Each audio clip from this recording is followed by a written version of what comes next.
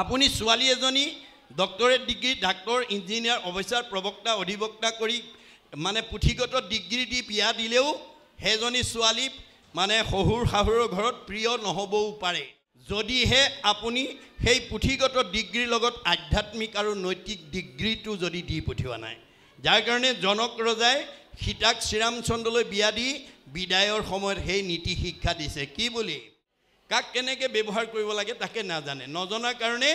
গাঁওখনৰ ভিতৰত বেছি বিদ্যাৱন্ত ধনৱন্ত হোৱাৰ কাৰণেও সমাজে কাৰোবাক ভাল নাপাবও পাৰে যদি আপুনি ব্যৱহাৰ কৰিব নাজানে গতিকে আমাৰ ব্যৱহাৰটো কেনেকুৱা হ'ব লাগিব এই সেই কলি পৰিয়ালৰ 16 জনীয়া সদস্য ক'ত থাকে এই তিনিটা গুণ যাৰ আছে সেই কেতিয়াও সমাজে তেওঁক বেয়া নাপায়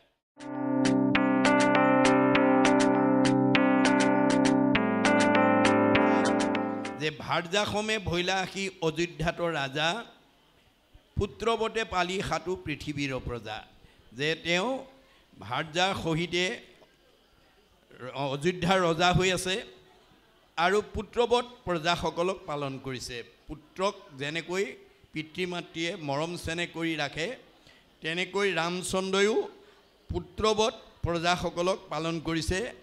আজিও ভোজন্ত ৰাজা ৰামে অযোধ্যাত বৰ্তমানো অৱতাৰ কহিলো তোমাত গতিকে আজিও বহুতেই সেই অযোধ্যাৰ ৰাম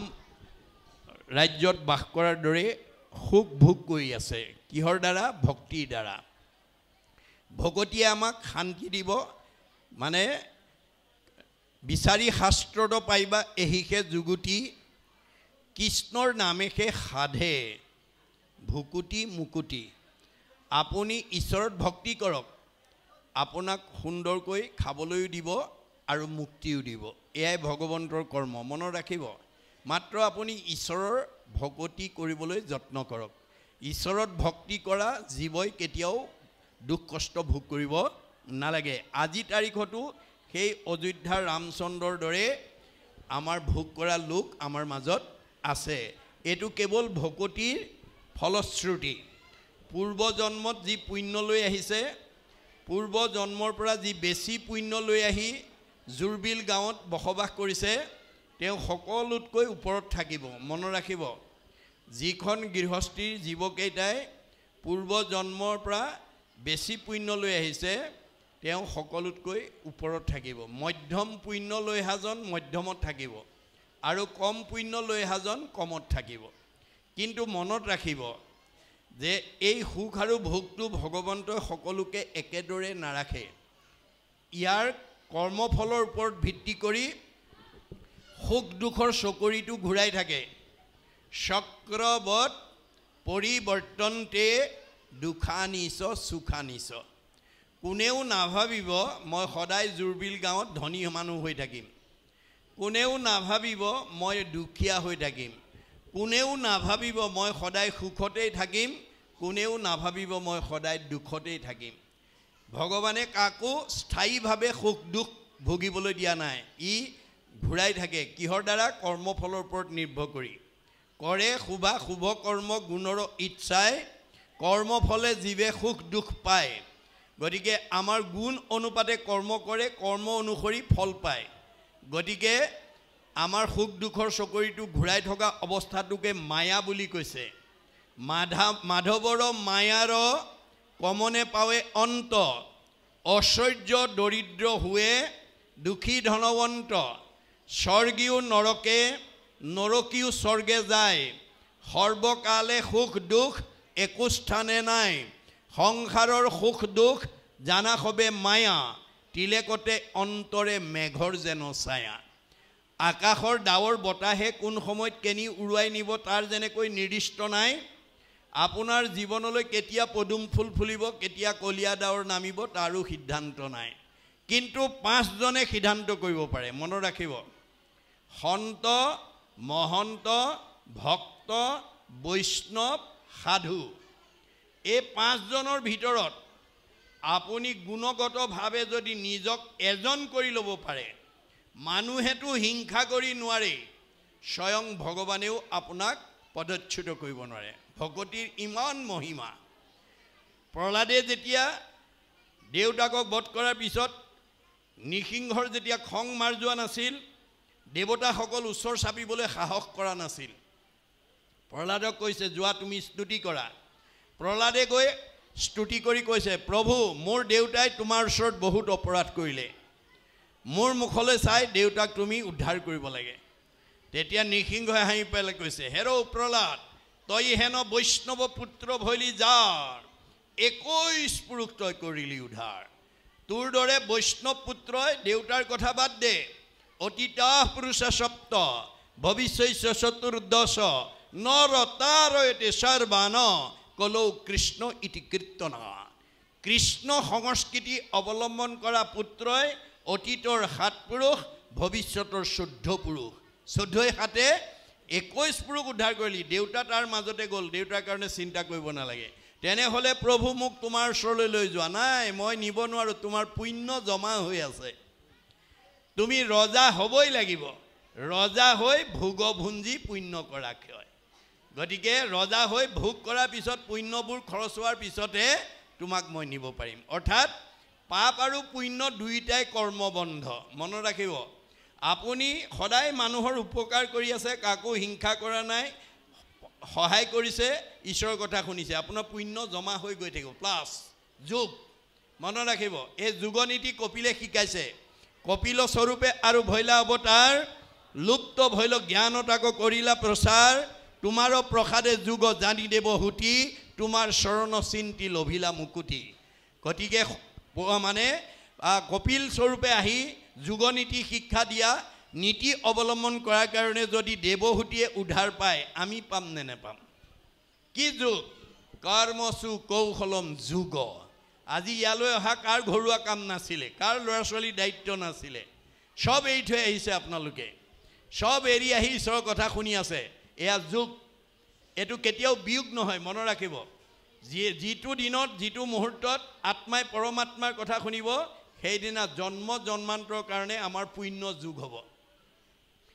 এই পুণ্যটো কোনোদিন বিনষ্ট নহয় সেইকাৰণে আমি দৈনন্দিন জীৱনত 1 ক্ষণ 4 মিনিট সময় যাতে ঈশ্বৰৰ কথাৰ কাৰণে নিজক যাতে দিব পাৰোঁ 4 মিনিট সময় দিলেও আমাৰ জীৱই উদ্ধাৰ হ'ব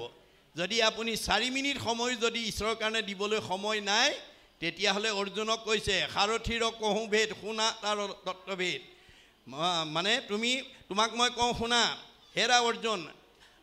তুমি মোৰ অংশ জীৱ আৰু হেৰা শুনা তুমি একবিনে নহো দুই অবিদ্যা মায়াত ভিন্ন দেখি তুমিয়ে মই একেটাই মায়া থকাৰ কাৰণে দুটা বুলি ভাবে মোৰ অংশ জীৱ তুমি মই আত্মা অন্তৰ্যামী এই হেতু তুমি মই সখী তুমি মোৰ অংশ জীৱ অৰ্জুন সেই কাৰণে তুমিয়ে মই সখী সাৰথীৰ কহু ভেদ লোৱা তাৰ পৰিছেদ আনে নজানয় মহামতী যিগোটা যে মহাৰথী ৰথেশ্বৰী কৰাগতি ৰথপোনো চলাওৱে সাৰথী তুমি যিখন ৰথৰ ওপৰত উঠি মহাৰথীৰ ওপৰত যুদ্ধত অৱতীৰ্ণ হৈছা কৰ্মত অগ্ৰগতি হৈছা সেই ৰথখন কিন্তু মই পৰিচালনা কৰি আছো সৰ্বত্ৰ সময়তে মনত ৰাখিবা অৰ্জুনৰ ৰথখন যদি কৃষ্ণই পৰিচালনা কৰে আমাৰ ৰথখন কোনে পৰিচালনা কৰিছে আমাৰ ৰথখনৰ নাম কি দেহ ৰথ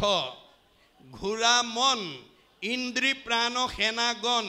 বিষয় অৰণ্য ভৈলতাৰ আজি যিজন হৃদয়ত আমাৰ থকাৰ কাৰণে আমি চকুৰে দেখিছোঁ কাণেৰে শুনিছোঁ মুখেৰে খাইছোঁ হাতেৰে কৰিছোঁ ভৰিৰে গৈছোঁ যিজন ওলাই গ'লে আমাৰ এই 24 তত্ত্ব দেহটো কাষ্ঠ যেন থাকিবেক মাটিতে পৰিয়া হেন দেহ আপোনাৰো বোলাকি লাগিয়া তেওঁ ওলাই যোৱাৰ লগে লগে আমি কাঠ পৰা দি পৰি থাকিম গতিকে তেওঁ থকাৰ কাৰণে আমি চৈতন্য হৈ আছোঁ কিন্তু আজি আমাৰ বহুতৰ তেওঁৰ কথা শুনিবলৈ তেওঁ কৰ্ম কৰিবলৈ তেওঁৰ ঠাইলৈ যাবলৈ এক ক্ষণো সময় নাই যাৰ ঈশ্বৰৰ কথা শুনিবলৈ সময় নাই যাৰ ঈশ্বৰ কৰ্ম কৰিবলৈ সময় নাই যাৰ ঈশ্বৰ স্থানলৈ যাবলৈ আজৰি নাই তাৰ ৰথখন কিন্তু ভালকৈ নচলিব দেই ঘূনে ধৰিব কেনেকৈ অৰ্শ গুল্ম পিত্ৰ কেঁচুমূৰীয়া মূৰৰ বিষ পেটৰ বিষ দাঁতৰ বিষ কঁকাল বিষ কাৰ কি আছে আৰু আপোনাৰ শৰীৰত যদি কিবা বেমাৰে লগ লৈছে তাৰ কাৰণে মনক দায়ী কৰিছে মনে এই কথা নুবুজাৰ কাৰণে মনে পাপ কৰে যায় লাগয় জীৱত সেইকাৰণে জীৱে দুখে ভুঞ্জে সংসাৰত আমি মনটোক যেতিয়ালৈকে আজিৰ দৰে পৰিৱেশলৈ আনি সংযম কৰিব নোৱাৰিম তেতিয়ালৈকে মনৰ কবলত পৰি কৰা কৰ্মই আমাৰ দেহত মানে শাস্তি ভোগ কৰিবই লাগিব সেইকাৰণে অৰ্জুনক কৈছে চাৰিমুঠি জীৱৰ ভিতৰত সৰ্বশ্ৰেষ্ঠ মনক সংযম কৰিবা নহ'লে আহিল কণা গ'ল কণা অৰ্জুনক কেৱল মাত্ৰ বেছ কৰি লৈছে আধা ৰূপে লৈছে কথাখিনি আমাক কৈ আছে অৰ্জুনেতো প্ৰতিবাদ কৰিছে হেন শুনি অসন্তোষ কৰন্ত অৰ্জুন অইন্দ্ৰিয়ক বশ্য কৰি বাক পাৰে কোন কাৰ খাদ্য আছে ইন্দ্ৰিয়ক সংযম কৰিব এই প্ৰস্তাৱ মোৰ কোনো কালে গ্ৰহণযোগ্য নহয় কৃষ্ণ হাঁহি বুলি কৈছে কৃষ্ণে বোলে সখী তুমি নকৰিবা ভয় অভ্যাসতে ইন্দ্ৰি বশ্য আপুনি ভয় নকৰিবা অৰ্জুন অভ্যাস কৰা আজি আপোনালোকে নিজকে সোধক অহাৰ পৰা কঠখনত বহি আছে এতিয়া অনুষ্ঠান সামৰণিলৈকে বহি থাকিব গতিকে আপুনি ঘৰত এনেকৈ এখন কঠত ইমান সময় অকলে বহি থাকিব পাৰিলেহেঁতেন নে নোৱাৰে আজি কোনে বহুৱাইছে কিয় বহিছে এই কথা উপলব্ধি কৰিব লাগিব আমাৰ বেদে কৈছে স পৰম অনুৰক্তি ঈশ্বৰেই ভক্তি ঈশ্বৰৰ কথা শুনিবৰ কাৰণে ঈশ্বৰৰ কথা জানিবৰ কাৰণে ঈশ্বৰৰ কৰ্ম কৰিবৰ কাৰণে ঈশ্বৰৰ স্থান পাবৰ কাৰণে ঈশ্বৰৰ ৰূপ দৰ্শনৰ কাৰণে আমাৰ যিটো অনুৰাগ আগ্ৰহ এই আগ্ৰহটোৰ কাৰণে আপোনালোক ৰতি হৈ আছে এই আগ্ৰহটোৱে হৈছে ভকতিৰ প্ৰতীক বুলি কৈছে ই আমাক 6 নম্বৰ প্ৰমোচন দিব শ্ৰদ্ধা ৰতি প্ৰীতি ভক্তি শান্তি মুক্তি মনত ৰাখিব আগ্ৰহে আমাক ৰতি কৰাই দিছে এতিয়া আপোনাৰ ওচৰলৈ কোনো বিকাৰ আহিব নোৱাৰে অৰ্জুনক কৈছে শৰীৰত চাহি শ্ৰেষ্ঠ যত ইন্দ্ৰিগণ ইন্দ্ৰিয়ত কৰি শ্ৰেষ্ঠ জানিবাহা মন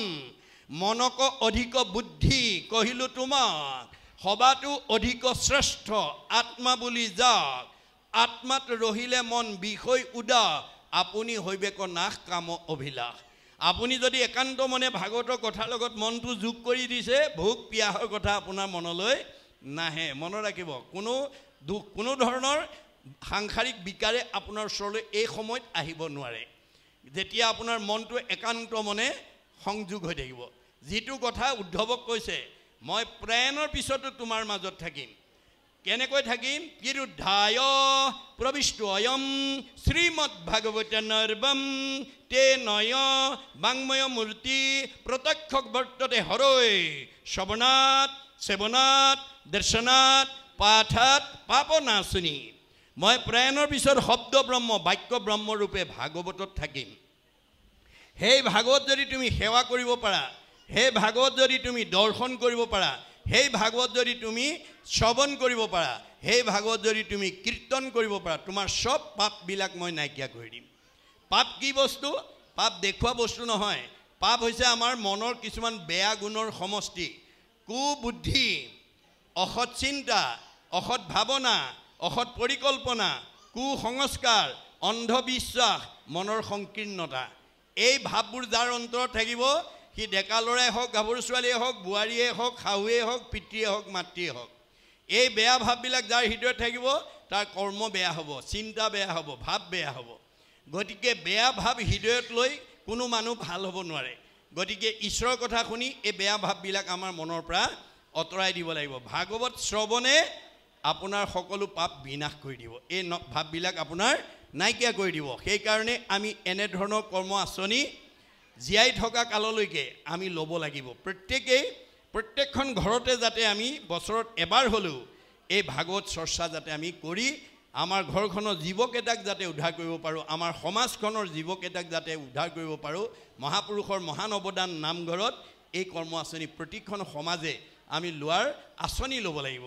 গতিকে এই আঁচনিৰ মাজেদি আমি যাতে আমাৰ উঠি অহা প্ৰজন্মক আমি আধ্যাত্মিক আৰু নৈতিক দিশেৰে আগুৱাই নিব পাৰোঁ আপুনি পুথিগত ডিগ্ৰীয়ে এটা মানে ল'ৰা বা ছোৱালীক প্ৰকৃত মানুহ কৰিব নোৱাৰে যেতিয়ালৈকে আধ্যাত্মিক বা ধৰ্মীয় জ্ঞান সংযোগ কৰিব নোৱাৰিব সেইকাৰণে প্ৰাচাত্য শিক্ষাবিদ ৰাইবানে কৈছে for all round development of student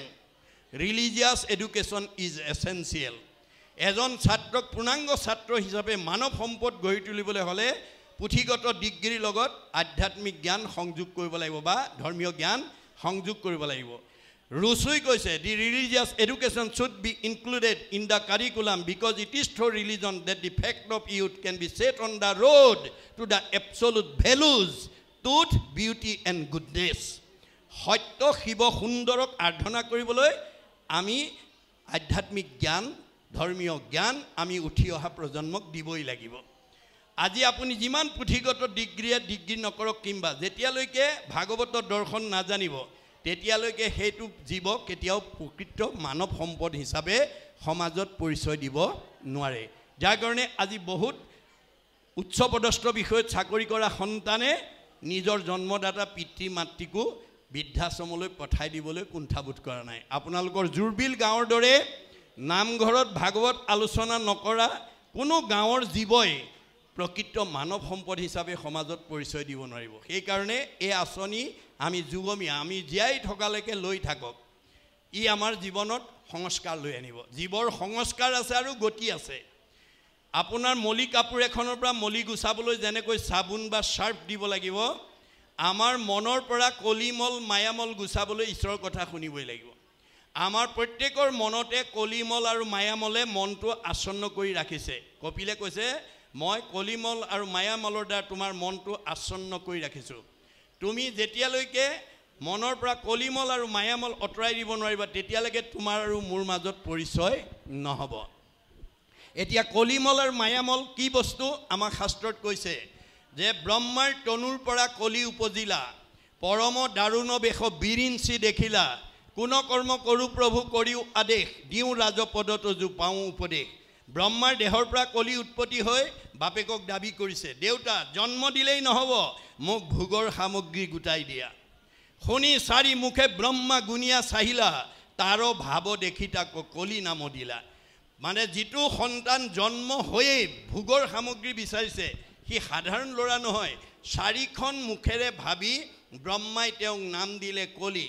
আৰু সামগ্ৰী গুটাই দিলে কি মলিনী নলিনী নামে দুই ভাৰ্যা দিলা দুহান্তৰ হন্তে চাৰি পুত্ৰ উপজিলা মলিনী আৰু নলিনী নামৰ দুগৰাকী ভাৰ্যা গুটাই দিলে বাহ্যিকত আধ্যাত্মিক ৰাগ আৰু দেশ ইয়াৰ পৰা চাৰিটা পুত্ৰ জন্ম হ'ল কি কাম ক্ৰোধ লোভ মোহ চাৰি পুত্ৰ জাত গৰ্ব অহংকাৰ দুই মন্ত্ৰী যে সাক্ষাৎ কাম ক্ৰোধ লোভ মোহ হ'ল কলিৰ পুতেক গৰ্ব আৰু অহংকাৰ হ'ল বুদ্ধি দিয়া মন্ত্ৰী দম্ভ দেশ ঈৰ্ষা অসূয়াক চাৰিজন সেনাপতি পাতি দিলা ব্ৰহ্মাৰ বচন এই চাৰিজনক সেনাপতি পাতি দিলে হিংসা পৈক্ষণ্য ঈৰ্ষা মদ মৎসৰক লহকৰ পাতি দিলা কলি দুৰ্মদক এই পাঁচটাক লগৰীয়া পাতি দিলে এই সেই কলি পৰিয়ালৰ 16জনীয়া সদস্য ক'ত থাকে মনৰ লগত থাকে এই 16জন তৰিবে নোৱাৰে লোক এই হে কাৰণ কলিৰ এই বেয়া গুণকেইটা যাৰ মনত থাকিব সি নামঘৰলৈ আহিব নোৱাৰে ভকতৰ সংঘলৈ আহিব নোৱাৰে ঈশ্বৰৰ কথা শুনিব নোৱাৰে এইটো হ'ল এপিঠিৰ মলি আন পিঠিত মায়াৰ মলি মায়াৰো 16টা বেয়া গুণৰ সম্পৰ্কে শাস্ত্ৰত উল্লেখ কৰিছে দম্ভ দৰ্প পৰ নিন্দা অভিমান তিৰস্কাৰ লোভ মোহ কাম ক্ৰোধ গৰ্ব অহংকাৰ হিংসা কামনা আশা হঠ বেভিচাৰ এই 16 গোটা পুত্ৰ জানিবা মায়াৰ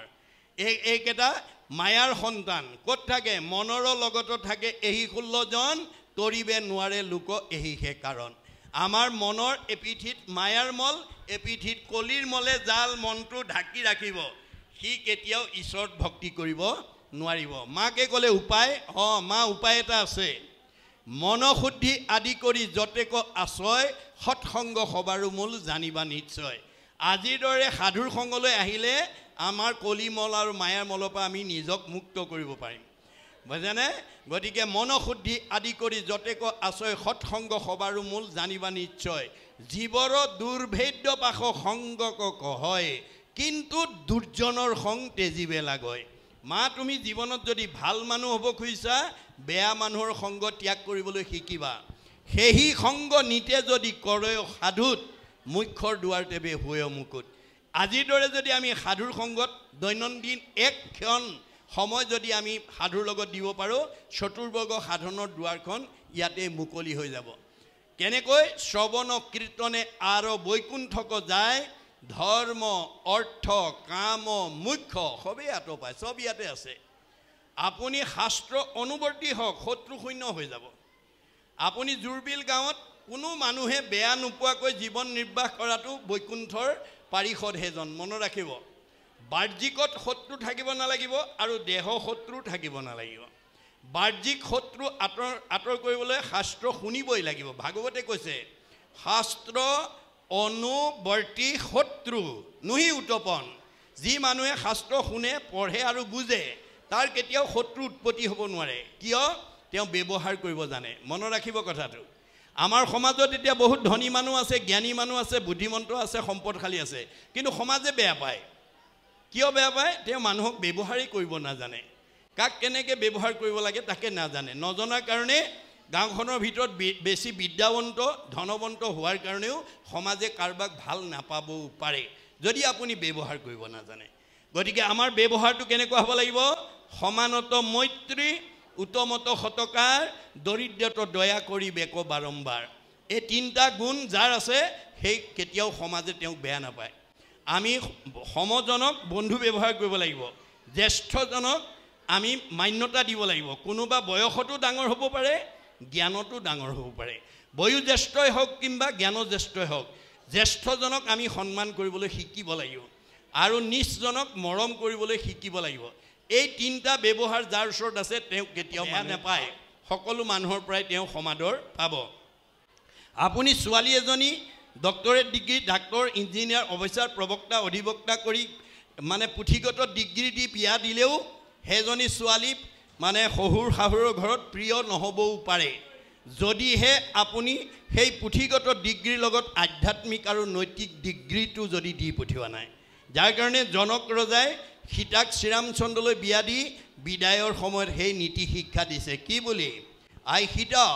তুমি মোৰ জুনিজাত সন্তান নোহোৱা তোমাক মই যজ্ঞভূমিত লাভ কৰিছোঁ যদিও যজ্ঞভূমিত লাভ কৰিছোঁ তুমি পিতৃ মাতৃ অতি মৰমৰ অতি স্নেহৰ অতি আদৰৰ অজনিকা তোমাক লভিলোঁ যজ্ঞভূমি পিতৃৰ মাতৃৰ প্ৰিয়তম জীৱ তুমি পিতৃ মাতৃ এজনী মৰমৰ ছোৱালী ত্ৰিভুৱন নিৰূপমা তুমি মহাসতী পৰম দুৰ্লভ আতি লভিলা সুপতি তুমি ত্ৰিভুৱনৰ ভিতৰতে এজনী ধুনীয়া ছোৱালী আৰু এজন সুন্দৰ স্বামীৰ সান্নিধ্য পাইছা আই সীতা সুন্দৰ স্বামীৰ সান্নিধ্য পালেই নহ'ব তোমাৰ দায়িত্ব আৰু কৰ্তব্য আছে কি সতী স্ত্ৰী সকলৰ স্বামী হে ভূষণ কদাচিতো নলংঘিবা স্বামীৰ বচন তুমি এজনী সতী তিৰোতা হিচাপে তোমাৰ প্ৰথম অলংকাৰ হ'ব স্বামী ভক্তি তুমি স্বামীৰ বাক্য কেতিয়াও উলংঘা নকৰিবা স্বামীক নুসুধাকৈ কলৈকো নাযাবা আৰু স্বামীৰ মনত আঘাত পোৱাকৈ বাক্য নিক্ষেপ নকৰিবা অকল স্বামী সেৱাতে আবদ্ধ নাথাকিবা একচিত্তে সেৱা কৰি বাহা সৰ্বক্ষণে কৰিবা শুশ্ৰূষা শহু শাহুৰ চৰণে তুমি স্বামীৰ লগতে শহুৰ শাহুৰ যদি আছে তেওঁলোককো শ্ৰদ্ধা ভক্তি মৰম চেনেহ কৰিবা অকল তাতেই সীমাবদ্ধ নাৰাখিবা নকৰিবা অৱহেলা দেউৰ সবক কৰিবা দয়াৱাতি সমস্ত জনক গতিকে দেউৰ ননন্দী জেঠাল বৰ্জনাকে প্ৰমুখ্য কৰি যিমান পৰিয়ালবৰ্গ আছে সকলোকে তুমি যথোচিতভাৱে মৰম চেনে দয়া কৰিবা তেতিয়া কি হ'ব তেবে তজু শুদ্ধ যশ বাঢ়িব সংসাৰে ইহ পৰ লোকে সুখ মিলিব তোমাৰে তেতিয়া তোমাৰ আদৰ্শ মৰম চেনে আচৰণত পৰিয়াল সন্তুষ্ট হৈ সমাজত মই এজনী ভাল বোৱাৰী পালোঁ বুলি প্ৰশংসা কৰিব আৰু ভাল বুলি কোৱাৰ লগে লগে তুমি জীয়াই থাকোঁতে শান্তি পাবা মৰিলে সদগতি পাবা আপোনালোকৰ জুৰবিল প্ৰাথমিক শাখাত যদি এনেধৰণৰ কৰ্ম আঁচনি লৈ আপোনালোকৰ ছোৱালীবিলাকক যদি এই আধ্যাত্মিক শিক্ষা দি পঠাই দিয়ে তেওঁৰ আচৰণ ব্যৱহাৰ যেতিয়া মানুহ সন্তুষ্ট হ'ব অলপ দিনৰ পিছত সুধিবহি তোমাৰ দৰে ছোৱালী আৰু জুৰবিল গাঁৱত আছে নেকি মাধৱপুৰ প্ৰাথমিকত আছে নেকি শান্তিপুৰ প্ৰাথমিকত আছে নেকি আপোনাৰ আহি সুধিবহি এজনী ছোৱালীৰ আচৰণ ব্যৱহাৰৰ কাৰণে এইখন গাঁৱৰ পৰা বহুত ছোৱালী বিয়া হোৱাৰ পথ মুকলি হ'ব মনত ৰাখিব কথাটো এই দৰ্শন আমাক ভাগৱতে দি আছে এই কথাবিলাক যেতিয়ালৈকে আমি বুজি নাপাম তেতিয়ালৈকে আমি জীয়াই থকা দিনত শান্তিত থাকিব নোৱাৰিম যি মানুহে জীয়াই থাকোঁতে অশান্তিত থাকিব সেইটো জীৱ মৰিলে অধোগতি যাব যি জীৱ জীয়াই থাকোঁতে শান্তিত থাকিব সি সৎগতি পাব এয়াই হৈছে জীৱৰ গতি গতিকে আমাক শান্তি কিহে দিব পকা ঘৰে দিব নোৱাৰে শিক্ষা বিদ্যাই দিব নোৱাৰে চাকৰি ধন টকা পইচাই আমাক প্ৰকৃত শান্তি দিব নোৱাৰে আমাক বেমাৰৰ পৰা শৰীৰটো মুক্ত কৰি ৰাখিব নোৱাৰে অন্তৰত আনন্দ সঞ্চাৰ কৰিব নোৱাৰে যদি পাৰিলেহেঁতেন চব ধনী মানুহবোৰ সদায় হাঁহি থাকিলেহেঁতেন সকলো ধনী মানুহৰ পৰিয়ালত কোনো ধৰণৰ বিশৃংখল নহ'লহেঁতেন কোনো ধনী মানুহৰ শৰীৰত বেমাৰ আজাৰ নহ'লহেঁতেন কিন্তু আজি আমি যদি অন্তৰ্দৃষ্টিৰে চাওঁ বহুতৰ ধন টকা পইচা গাড়ী মটৰ পকা ঘৰ দুৱাৰ আছে মুখত হাঁহি নাই অন্তৰত শান্তি নাই কিহে পালে বাৰু তেওঁ সব থাকিও যাৰ মুখত হাঁহি নাই সেইজনৰ ভক্তিৰ অভাৱ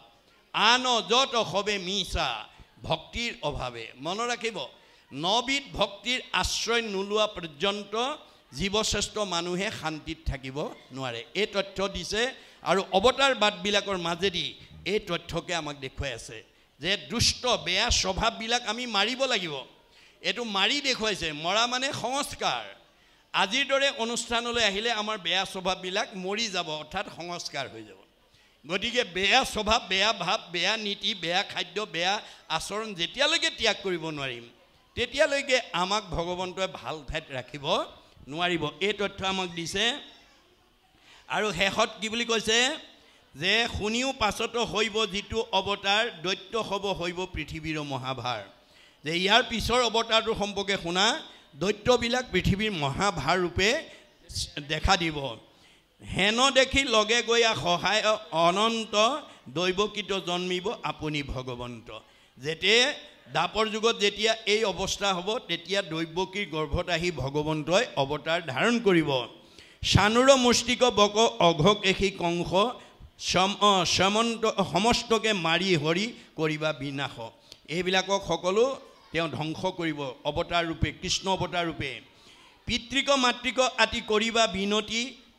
পাতিবন্ত পাছে উগ্ৰসেনকৰ নিৰ্পতি দৈত্যবিলাকক বধ কৰি উগ্ৰসেনক ৰজা পাতিব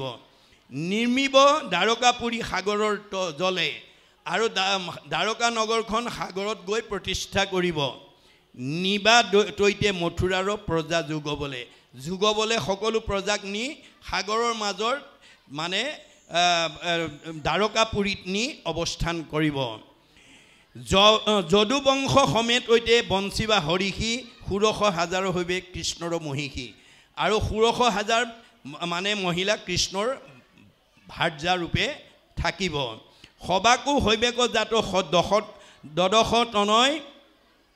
দেৱাসুৰ মনুষ্যৰ সবাৰো দুৰ্জয় গতিকে প্ৰতিজনীৰ পৰা 10টাকৈ সন্তান জন্ম হ'ব আৰু তেওঁলোক মানে দুৰ্জনৰ মানে দেৱতা আৰু দেৱাসুৰ মনুষ্যৰ সবাৰো দুৰ্জয় সকলোতকৈ তেওঁলোক বলৱান শক্তিবান হ'ব বংশ সমেত সংহাৰিবা সবে ভূমিভাৰ অৱশেষত গোটেই বংশ তেওঁ ধ্বংস কৰি ভূমিভাৰ হৰণ কৰিব ভকত জনৰ সবে খণ্ডিবা নিকাৰ আৰু ভকতসকলক সকলো দুখৰ পৰা উদ্ধাৰ কৰিব সমস্ত লোকৰে কৃষ্ণে সাধিবন্ত গতি সকলো লোকৰে গতি সাধন কৰিব ব্ৰহ্মা আদি দেৱে পাছে কৰিবন্ত স্তুতি ব্ৰহ্মাকে প্ৰমুখ্য কৰি দেৱতাই তেওঁক স্তুতি কৰিব থৈবা আপোনাৰ যশে জগতকে ভৰি বৈকুণ্ঠ চলিবা দুনাই বংশক সংঘৰি পুনৰ তেওঁ যদুবংশক ধ্বংস কৰি দুষ্টক দমন শান্তক পালন কৰি দেৱকাৰ্য সাধন কৰি পুনৰ তেওঁ বৈকুণ্ঠলৈ গুচি যাব এয়াই ভগৱন্তৰ অৱতাৰৰ মূল লক্ষ্য আত অনন্তৰে হৈব বুদ্ধ অৱতাৰ অনেক পাখণ্ড শাস্ত্ৰ কৰিবা প্ৰচাৰ আৰু তাৰ পিছতে বুদ্ধ অৱতাৰ হ'ব আৰু অনেকবিলাক পাখণ্ড শাস্ত্ৰ প্ৰচাৰ কৰিব বেদপন্থ ধৰি যজ্ঞ কৰিবে অসুৰ বাদে বিমুহীয়া যজ্ঞ কৰিবন্ত দূৰ এই ধৰণে তেওঁ মানে বামানয় শাস্ত্ৰৰ যোগেদি তেওঁ এই সংসাৰৰ পৰা কিছুমান বিপদৰ পৰা প্ৰজাক মুক্ত কৰিব অসুৰ স্বভাৱ হবে মনুষ্য যতেক মানুহবিলাক অসুৰ স্বভাৱৰ হ'ব ধৰাইব পাখণ্ড পথ তাহাকো প্ৰত্যেক আৰু প্ৰত্যেককে পাখণ্ড পথ অৰ্থাৎ জড়ক চৈতন্য বুলি যিজনে পূজয় তাকেহে পাখণ্ড বুলি শাস্ত্ৰত কয় আমাৰ সমাজত এতিয়া জৰক চৈতন্য বুলি পূজা কৰা মানুহৰ সংখ্যা বেছি মনত ৰাখিব কথাটো পৃথিৱী থকালৈকে বেয়া মানুহৰ সংখ্যা বেছি হৈ থাকিব পৃথিৱী থকালৈকে যেনেকৈ আন্ধাৰ আৰু পোহৰ থাকিব মানুহ জাতি থকালৈকে পৃথিৱী থকালৈকে বেয়া আৰু ভাল মানুহৰ দুটা থাকিবই কিন্তু মনত ৰাখিব সদায় বেয়া মানুহৰ সংখ্যা ভগৱানে বেছি ৰাখে দেই এটোৱে ভগৱানৰ লীলা গতিকে আমাৰ লক্ষ্য হ'ব লাগে যে বেয়া মানুহক কিবা প্ৰকাৰে শাস্ত্ৰৰ শুনাই ভাল পথলৈ আনিব পাৰি নেকি আপোনাৰ চেষ্টাৰ বলত আপোনাৰ কথাৰ কাৰণে আপোনাৰ উপদেশৰ কাৰণে এটা বেয়া জীৱ যদি ভাল পথলৈ আনিব পাৰে তাৰ পুণ্যৰ ভাগ আপোনাক ভগৱন্তই দিব এই প্ৰতি আমি গুৰুত্ব দিব লাগিব মোহ হুয়া ভগতিক কৰিব ধিক্কাৰ আনখে কৰিব কৰ্ম হুয়া অনচাৰ কলি যুগৰ মানুহ মোহগ্ৰস্ত হ'ব কিহত বিনাশী সম্পদত বিনাশী সম্পদৰ ওপৰত যিবোৰ মানে লৈ যাব নোৱাৰা সম্পত্তিৰ ওপৰত মোহগ্ৰস্ত হৈ তেওঁলোকে কি কৰিব ভকতিক ধিক্কাৰ কৰিব ভক্তি কৰা মানুহক নিন্দা কৰিব গতিকে আনখে কৰিব কৰ্ম হুয়া অনাচাৰ আৰু আন কৰ্মত বেছি গুৰুত্ব দিব যাগ যজ্ঞ পূজা পাতলৰ ওপৰতে কলি যুগৰ মানুহে বেছি প্ৰাধান্য দিব এটো কলিৰ যুগ ধৰ্মৰ লক্ষণ